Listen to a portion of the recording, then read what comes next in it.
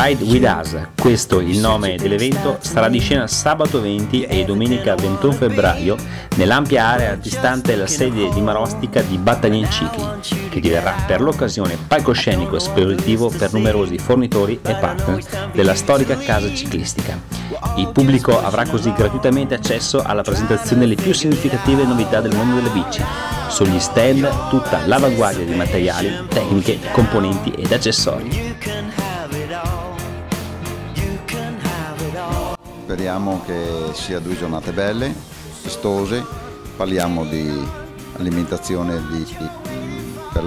per il ciclismo.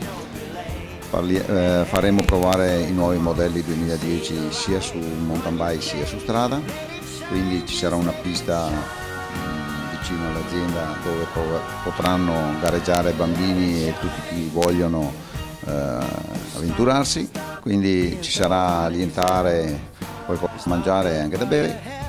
Aspettiamo il pubblico che venga gioioso con 2 giornate di sport. Nell'area parcheggio davanti all'azienda allestiremo tutti i gazebo, camion eccetera, delle ditte più belle, dalla Campagnolo, FSA, Fulcrum, SRAM, tutte quante queste aziende, una trentina circa, dove presenteranno i nuovi modelli 2010 e quindi la gente potrà toccare, vedere tutte le novità anteprima, anche perché questi 2 giorni 20 e 21 poi apre la stagione vera e propria del ciclismo.